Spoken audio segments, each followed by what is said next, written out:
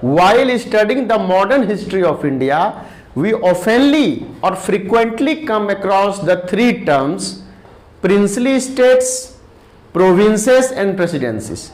Today I would like to clear these three terms so that we can easily understand the modern Indian history, modern history of India, because we frequently come across these three terms princely states, provinces and presidencies. तो आज हम लोग समझ लेते हैं अच्छे से clear way में कि प्रिंसली स्टेट्स, प्रोविंसेस या प्रेसिडेंसीज में क्या अंतर है, बेसिकली क्या डिफरेंस है।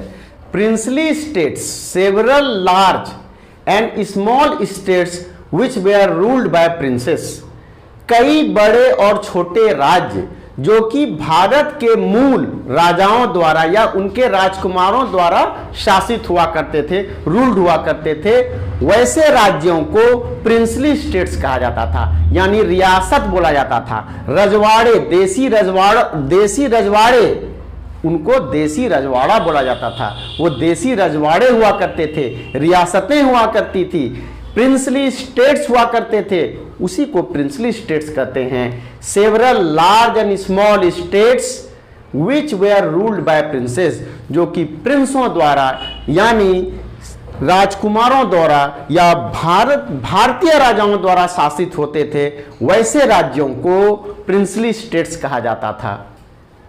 When इंडिया बिकेम इंडिपेंडेंट, जब भारत की आजादी हुई, कब हुई? 15 अगस्त 1947 में, 15 अगस्त 1947 में जब भारत आजाद हुआ था, उस वक्त लगभग 562 या 565 प्रिंसली स्टेट्स था भारत में, यानी उस समय 565 रजवाड़े या रियासतें थी भारत में। कब? 1947 में।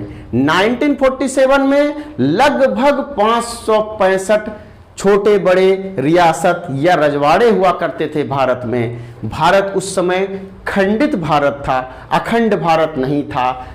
15 अगस्त 1947 में जब भारत आजाद हुआ था, उस वक्त लगभग 565 प्रिंसली स्टेट्स था भारत में।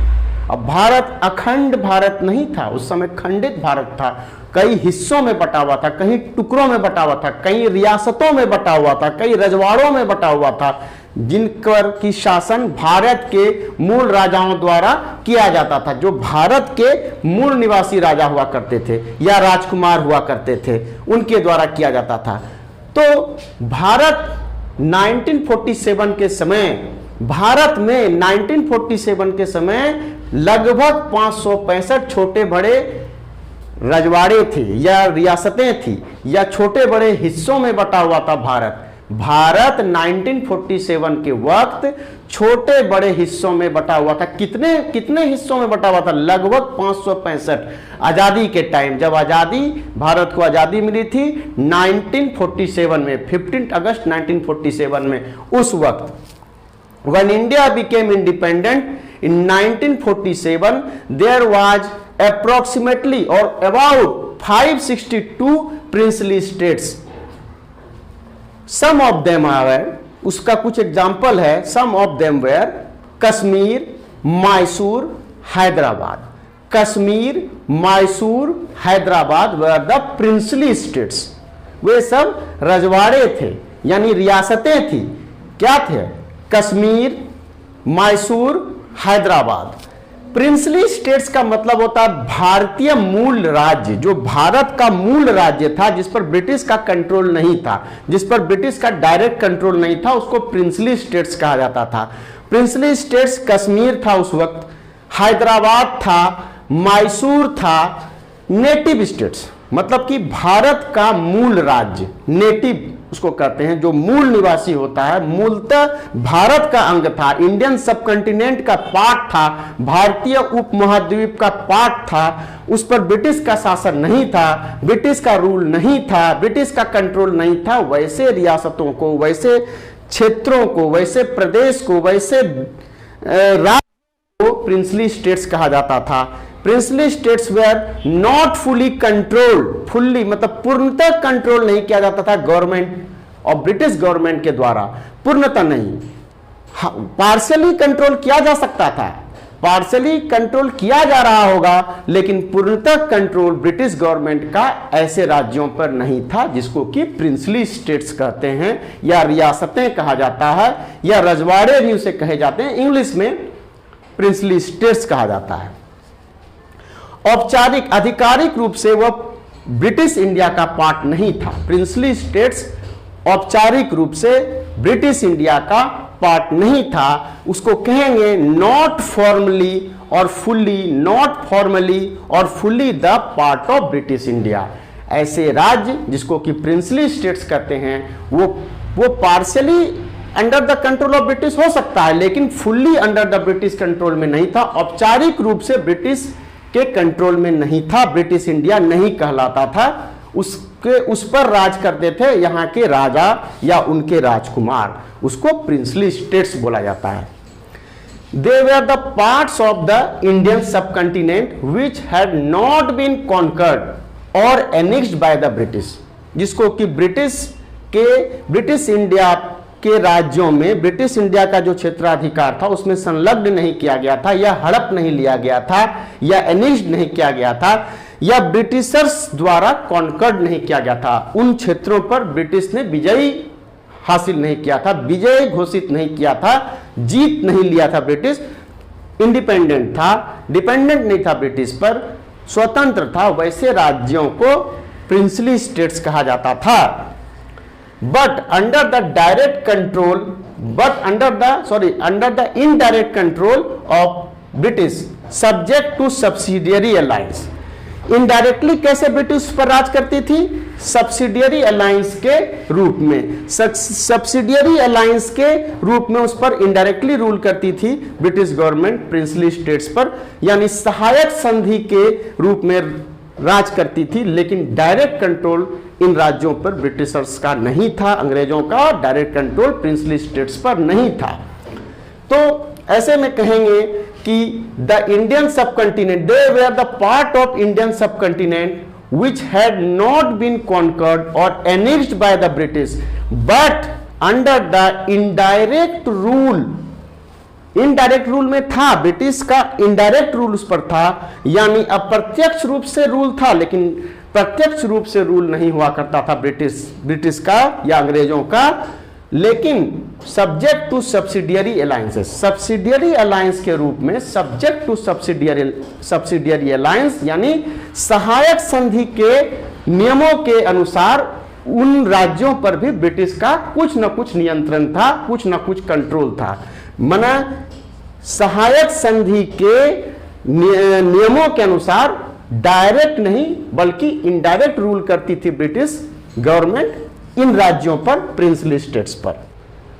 प्रोविंसेस मतलब प्रांत, वैसे प्रदेश जिस पर ब्रिटिश का डायरेक्ट कंट्रोल हुआ करता था उसको प्रोविंस कहते थे।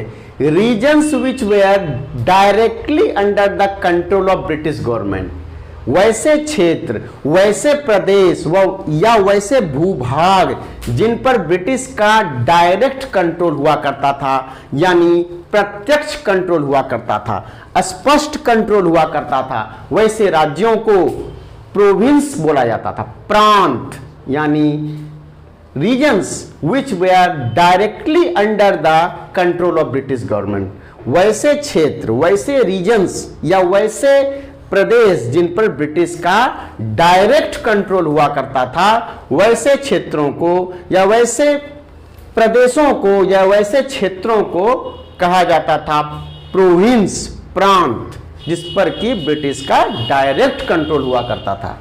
यानी जिस रीजन पर ब्रिटिश डायरेक्ट कंट्रोल कर रहे थे, जिस क्षेत्रों पर ब्रिटिश डायरेक्ट कंट्रोल कर रहे थे यानी नियंत्रण कर रहे थे, उसे प्रोविंस कहा जाता था, उसे प्रोविंस कहा जाता था। The province were under the direct control of Britishers, the province were under the direct British control, यानी प्रत्यक्ष या स्पष्ट रूप से ब्रिटिश का कंट्रोल था, कोई इनडायरेक्ट वाली बात नहीं थी। एकदम हर एक इंटरनल पॉलिसीज पर, इंटरनल अफेयर्स पर भी, एक्सटर्नल अफेयर्स पर भी, इंटरनल अफेयर्स पर भी पूर्णतः ब्रिटिश का कंट्रोल था। उसमें भारतीय मूल राजाओं का कोई बात ही नहीं था, सारा अफेयर, सारा पावर ब्रिटिश के अंडर में था। वो ब्रिटिश इंडिया का पार्ट था, प्रोविंस ब्रिटिश इंडिया का पार्ट कहलाता था। यही मूलतः अंतर है, यही बेसिकली अंतर है प्रिंसली स्टेट्स में और प्रोविंसेस में। अब प्रेसिडेंसीज किसको कहते थे? प्रेसिडेंसीज किसको कहते थे? प्रेसिडेंसी प्रशासनिक विभाग होता था, प्रशासन करने का जो विभाग होता था उसको प्रेसिडेंसी कहते थे, यानी प्रशासनिक विभाग, यानी एडमिनिस्ट्रेटिव डिवीजन और सब डिवीजन। एडमिनिस्ट्रेटिव डिवीजन को प्रेसिडेंसीज बोला जाता था। ब्रिटिश इंडिया में पॉपुलरली या मेनली 3 ऐसे प्रेसिडेंसीज थे। Only 3 presidencies were there in British India. Madras presidency, officially इसको कहते थे Fort Saint George, Fort Saint George. Madras presidency को कहा जाता था फोर्ट सेंट जॉर्ज ऑफिशियली, यानी इनको आधिकारिक तौर पे बोला जाता था फोर्ट सेंट जॉर्ज। किसको? मद्रास प्रेसिडेंसी को।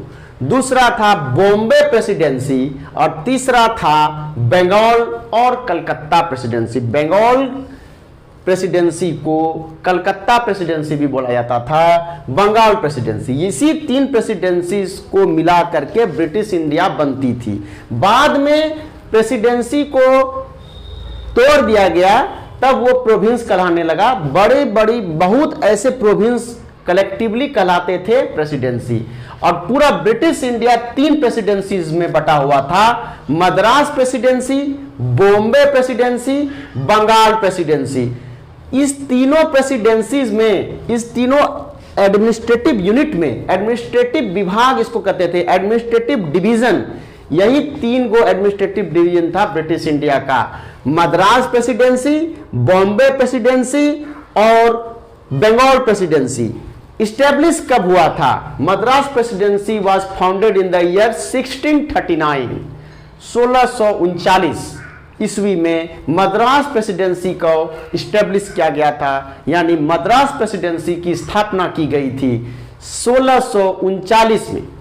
1639 में मद्रास प्रेसिडेंसी, 1668 में बॉम्बे प्रेसिडेंसी वाज इस्टेब्लिश, यानी बॉम्बे प्रेसिडेंसी की स्थापना 1668 में हुई थी, 1668 में 1668 में। और बंगाल प्रेसिडेंसी 1765 में, 1 साल के बाद, just after the 1 year of battle of Buxar. Battle of Buxar कब हुआ था? 1764 में, 1764 में बैटल ऑफ बक्सर हुआ था। बैटल ऑफ बक्सर कब हुआ था? 1764 में। उसके जस्ट 1 साल के बाद बंगाल प्रेसिडेंसी की स्थापना की गई थी। 1765 में बंगाल प्रेसिडेंसी बनाया गया था। बंगाल प्रेसिडेंसी वाज फाउंडेड और established in the year 1760। Presidencies administrative division को बोला जाता था। एडमिनिस्ट्रेटिव विभाजन यानी एडमिनिस्ट्रेटिव विभाग, जहां से कि प्रशासन किया जाता था, प्रशासनिक विभाग को प्रेसिडेंसीज बोला जाता था, यानी एडमिनिस्ट्रेटिव डिवीजन और sub division. Presidency was administrative division of British India और ब्रिटिश गवर्नमेंट का ये एडमिनिस्ट्रेटिव डिवीजन हुआ करता था ब्रिटिशर्स का, ब्रिटिश इंडिया का। 3 मुख्यतः इंपॉर्टेंट 3 ही प्रेसिडेंसीज हुआ करते थे। There were only 3 presidencies of British India और एडमिनिस्ट्रेटिव डिवीजन और sub division of British India. Madras presidency, Bombay presidency, Bengal presidency. Bengal presidency सबसे पावरफुल प्रेसिडेंसी कहा जाता था। इसका कारण है जो कि हम आगे बताएंगे। Bengal presidency was most powerful presidency among this 3 presidencies, Madras, Bombay, Bengal presidency. Why Bengal presidency was the most powerful presidency? This I will discuss later on. Battle of Buxar के बाद, जो कि 1764 में हुआ था, 1764 के में जो बैटल ऑफ बक्सर हुआ था, उसके बाद बंगाल प्रेसिडेंसी का स्थापना किया गया था। बंगाल प्रेसिडेंसी और कलकत्ता प्रेसिडेंसी की स्थापना 1765 ईस्वी में की गई थी, 1765 में, just 1 year after the battle of Buxar. Battle of Buxar 1764 में हुआ था, 1764 में बैटल ऑफ बक्सर 1764। उसके एक साल के बाद बंगाल प्रेसिडेंसी 1765 में स्थापित किया गया था, यानी स्टेब्लिश किया था 1765 में। During the company rule, Bharat में मतलब कि इंडियन सब कंटिनेंट पर, भारतीय उपमहाद्वीप पर ईस्ट इंडिया कंपनी का रूल कब तक चला, ब्रिटिश ईस्ट इंडिया कंपनी का शासन कब तक चला?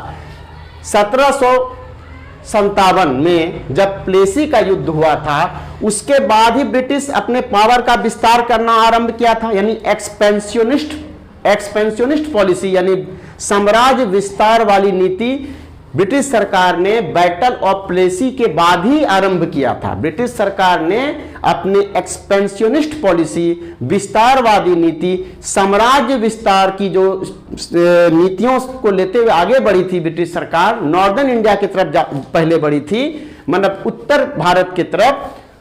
वो बैटल ऑफ प्लेसी के बाद, जो कि 1757 में हुआ था, बैटल ऑफ प्लेसी 1757 में हुआ था, उसके बाद ब्रिटिश पावर को गेन करना शुरू की थी, अपना क्षेत्राधिकार को बढ़ाने का कोशिश शुरू की थी। उससे लेकर के कंपनी रूल कब तक चला था? 1858 तक चला था। बैटल ऑफ प्लेसी 1757 में हुआ था, 1757 में बैटल ऑफ प्लेसी हुआ था। उसके बाद ब्रिटिश पावर को गेन करना शुरू की थी नॉर्दर्न इंडिया की तरफ। पहला कदम था नॉर्दर्न इंडिया की तरफ पावर गेन करना जो शुरू की थी उत्तर भारत की तरफ।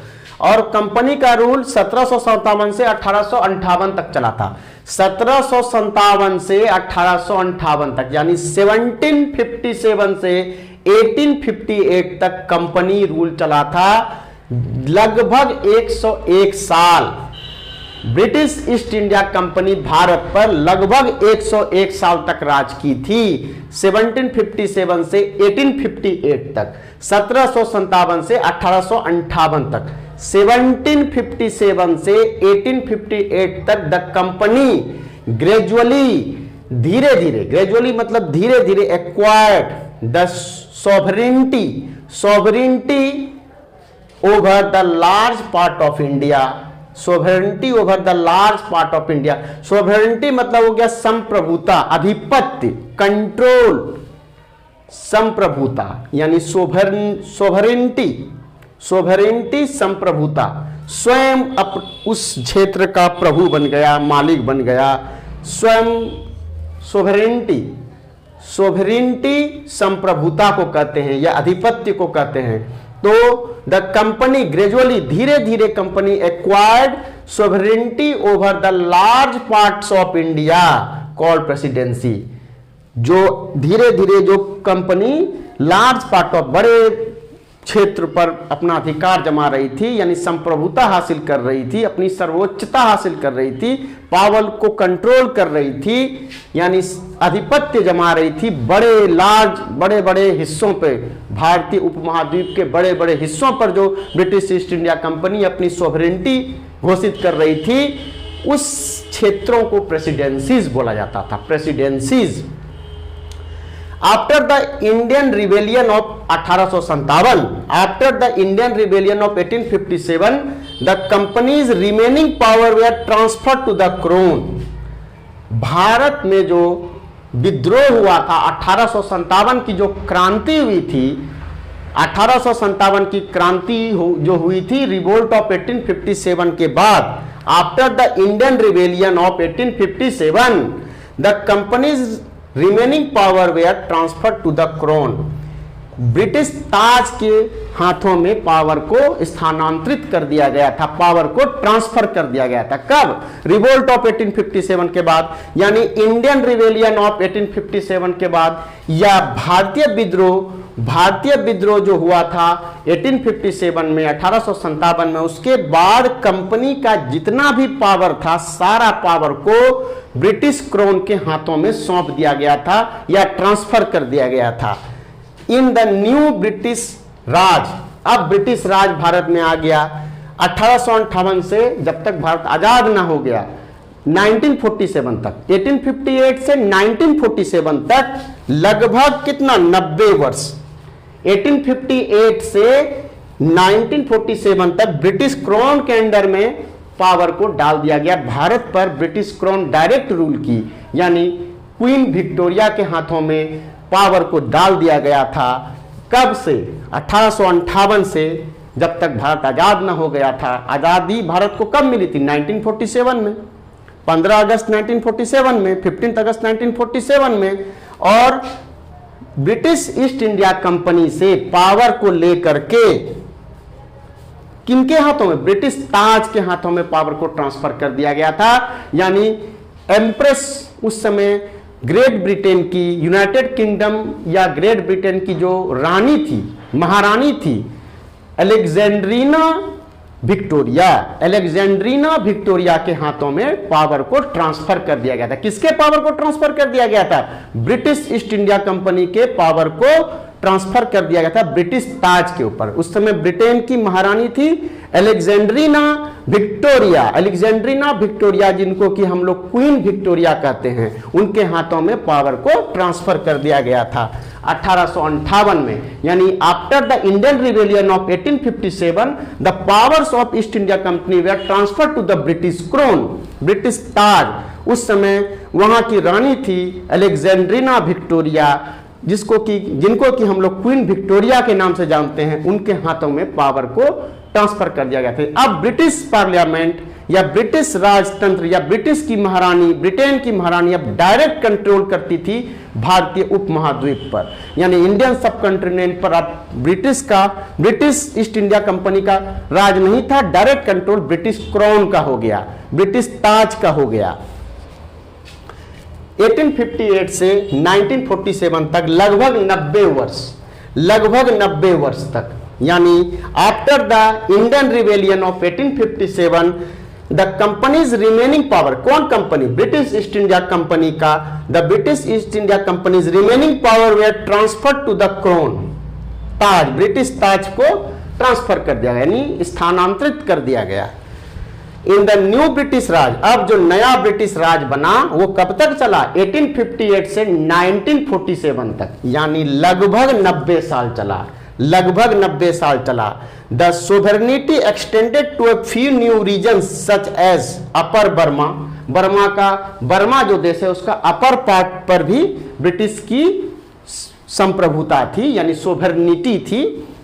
However, the unwieldy presidency, जो अनवाइडली प्रेसिडेंसीज थे वह ब्रोकन, प्रेसिडेंसीज को तोड़ दिया गया, भाग में बांट दिया, कुछ टुकड़ों में बांट दिया गया प्रेसिडेंसीज को। उसको की प्रोविंस बोला गया, उसको की प्रांत बोला गया। यानी लगभग 190 साल अंग्रेजों ने भारत पर राज किया, लगभग 190 साल तक अंग्रेजों ने भारत पर राज किया, लगभग 190 साल तक। अब जो नया ब्रिटिश राज बना था 1858 में, वो कब तक चला था? 1947 में, क्योंकि 1947 में भारत आजाद हो गया था। 15 अगस्त 1947 में भारत आजाद हो गया था। 15 अगस्त 1947 में भारत आजाद हो चुका था। इसलिए 1858 से 1947 तक लगभग 90 वर्षों तक ब्रिटिश राज भारत में रहा था। यानी sovereignty extended to a few new regions, Bharat का, यानी कि जो कि ब्रिटिश राज जो भारत में राज कर रही थी, ब्रिटिश ताज, वो अब न्यू रीजन्स पर भी अपनी सोवरेनिटी को, अपनी सार्वभौमता को, अपनी संप्रभुता को बढ़ा रही थी। लेकिन वो जो कब तक, कहां तक बढ़ाई थी? अपर बर्मा, बर्मा कंट्री का अपर पार्ट, बर्मा जो देश है, वर्तमान में जो बर्मा देश है उसका अपर पार्ट पर बढ़ गई थी। और जो है अनवाइडली, जो अप्रबंधनीय था, जिस प्रेसिडेंसीज, इतने लार्ज प्रेसिडेंसी थी, मासिव प्रेसिडेंसीज थी, जिस पर कि ब्रिटिश का शासन कमजोर पड़ रहा था, ब्रिटिश को शासन करने में प्रॉब्लम आ रहा था, एडमिनिस्ट्रेशन करने में प्रॉब्लम आ रहा था, उसको कहेंगे अनवाइडली प्रेसिडेंसीज, जो कि अप्रबंधनीय था, मैनेजमेंट करने में प्रॉब्लम आ रहा था उस प्रेसिडेंसीज को, क्योंकि बहुत ही मासिव था, बहुत ही लार्ज प्रेसिडेंसी था, जिसके कारण कि उसको तोड़ दिया गया, उसका डिवीजन कर दिया गया, उसको विभाजित कर दिया गया। और उसी विभाजित क्षेत्र को, उसी विभाजित भूभाग को कहा जाने लगा प्रोविंस। तो the province were under the direct British control, British के डायरेक्ट कंट्रोल में था। उस पर सारा डिसीजन ब्रिटिशर्स का होता था, सारा रूल रेगुलेशन ब्रिटिश का लगता था, प्रत्यक्ष या स्पष्ट शासन हुआ करता था ऐसे प्रांतों पर, इंटरनल अफेयर्स में भी, एक्सटर्नल अफेयर्स में भी। प्रेसिडेंसी टाउन वेयर द, अब प्रेसिडेंसी टाउन क्या है? प्रेसिडेंसी टाउन यही हुआ, प्रेसिडेंसी को ही पहले प्रेसिडेंसी टाउन बोला जाता था, अब बाद में इसी को प्रोविंस बोला गया। जो अनइवन अनवाइडली प्रोविंस था, जो कि बहुत ही बड़ा था, जिस पर कि शासन या प्रशासन करना डिफिकल्ट हो रहा था ब्रिटिश सरकार के लिए, उसको तोड़ दिया गया था, उसी को प्रोविंस कहते थे। लेकिन प्रोविंस पे ब्रिटिश का डायरेक्ट कंट्रोल हुआ करता था। जिस रीजन पे ब्रिटिश डायरेक्ट कंट्रोल कर रही थी उसको प्रोविंस कहा जाता था। The province were under the direct British control. अब British town were the administrative division, ये प्रेसिडेंसी टाउन जो था वो एडमिनिस्ट्रेटिव डिवीजन था, प्रशासनिक विभाग, प्रशासनिक विभाजन। वो फैसिलिटेट इसलिए विभाजित कर दिया गया था ताकि शासन करना या प्रशासन करना उस पर आसानी से किया जा सके शासन। तो of the British governance, administrative division of British government क्या था? प्रेसिडेंसी क्या था? Administrative division of British India या governance of British in India. They existed between, ये जो ब्रिटिश शासन था कब तक एग्जिस्ट किया? दे एग्जिस्टेड बिटवीन 1612 टू 1947। 1612 में ट्रेड के मंशा से सूरत गुजरात में पहली factory British East India company द्वारा सेटअप की गई। ब्रिटिश ईस्ट इंडिया कंपनी द्वारा पहली फैक्ट्री सूरत गुजरात में, सूरत जो एक शहर है गुजरात का, वहां पे सेटअप किया गया 1612 ईस्वी में। 1612 ईस्वी से जब तक भारत आजाद न हो गया, जब तक भारत को आजादी मिली 1947 में, यानी कि 1612 से 1947 तक लगभग 335 वर्ष तक ब्रिटिश ईस्ट इंडिया कंपनी का राज रहा। जनरली अगर 1612 से देखा जाए तो 1612 में सूरत में पहली factory British East India company की स्थापित की गई थी यानी स्टैब्लिश्ड की गई थी। 1947 में भारत को आजादी मिली थी। तो 1612 से 1947 का बीच का जो वर्ष है उसको लगभग 335 वर्षों तक राज किया ब्रिटिश ईस्ट इंडिया कंपनी ने। उस 101 साल तक ब्रिटिश ईस्ट इंडिया कंपनी ने और उसके बाद ब्रिटिश राज ने, ब्रिटिश क्राउन ने राज किया। लगभग 335 वर्ष हो जाता है। 1612 ईस्वी से 1947 तक, 1947 तक, 1612 टू 1947 लगभग 335 साल हो जाता है। इतना बड़ा दीर्घकालीन वर्ष, इतना बड़ा समय काल तक ब्रिटिश ने भारत पर राज किया, कभी ईस्ट इंडिया कंपनी के रूप में, कभी ब्रिटिश क्राउन के रूप में। इसलिए कहा जाता है, उस समय का एक पॉपुलर फ्रेज हुआ करता था, एक पॉपुलर कहावत था कि the empire on which the sun never sets, the empire on which the sun never sets. उस समय का बहुत ही प्रमुख, बहुत ही पॉपुलर था कहावत, यानी फ्रेज था। यह कहा जाता था उस वक्त, the empire on which the sun never sets, वैसा साम्राज्य जिसका कि सूरज कभी अस्त नहीं होता है, उसे साम्राज्य को ब्रिटिश साम्राज्य बोला जाता था। यानी ब्रिटिश एम्पायर का सूरज कभी अस्त नहीं होता था। इसलिए उस समय का पॉपुलर फ्रेज था ये कि the empire on which the sun never sets, British साम्राज्य का सूरज कभी अस्त नहीं होता है। प्रेसिडेंसी टाउन को पहले प्रेसिडेंसी ऑफ ब्रिटिश इंडिया बोला जाता था। प्रेसिडेंसी टाउन क्या है? एडमिनिस्ट्रेटिव डिवीजन है, ब्रिटिश का एडमिनिस्ट्रेटिव डिवीजन है, ब्रिटिश इंडिया का एडमिनिस्ट्रेटिव डिवीजन है। उसी को पहले British presidencies of British India बोला जाता था और उससे भी पहले प्रेसिडेंसी टाउन बोला जाता था। प्रेसिडेंसी टाउन बोला जाता था। मेनली तीन गो ही ब्रिटिश प्रेसिडेंसी था। ब्रिटिश इंडिया में 3 ही प्रेसिडेंसी थे, Madras presidency, Bombay presidency, Bengal presidency और Calcutta presidency. Madras presidency, Bombay presidency, Calcutta presidency. Madras presidency establish कब हुआ था? मद्रास प्रेसिडेंसी की स्थापना कब हुई थी? 1639 में। बॉम्बे प्रेसिडेंसी में 24 गो डिस्ट्रिक्ट था, बॉम्बे प्रेसिडेंसी में 24 गो जिला था उस वक्त। तो बॉम्बे प्रेसिडेंसी का फॉर्मेशन कब हुआ था, कब बॉम्बे प्रेसिडेंसी को स्टैब्लिश किया गया था? 1668 में। बंगाल प्रेसिडेंसी को कब स्टैब्लिश किया गया था? 1765 में। बैटल ऑफ बक्सर के एक साल बाद। बैटल ऑफ बक्सर कब हुआ था? 1764 में। बंगाल प्रेसिडेंसी सबसे पावरफुल प्रेसिडेंसी मानी जाती थी, सबसे पावरफुल प्रेसिडेंसी था Bengal presidency. British India 3 presidency में बटा हुआ था। मद्रास प्रेसिडेंसी जो कि 1639 में स्टैब्लिश हुआ, बॉम्बे प्रेसिडेंसी जो 1668 में स्टैब्लिश हुआ, और बंगाल प्रेसिडेंसी जो 1765 में स्टैब्लिश हुआ after the battle of Buxar, जो कि 1764 में हुआ। 1764 में बैटल ऑफ बक्सर हुआ और उसके एक साल के बाद बंगाल प्रेसिडेंसी का फॉर्मेशन किया गया, यानी स्थापना किया गया। बंगाल प्रेसिडेंसी 1765। यह सबसे पावरफुल प्रेसिडेंसी था। कौन था? बंगाल प्रेसिडेंसी सबसे पावरफुल प्रेसिडेंसी थी। सबसे पावरफुल प्रेसिडेंसी बंगाल प्रेसिडेंसी को कहा जाता है।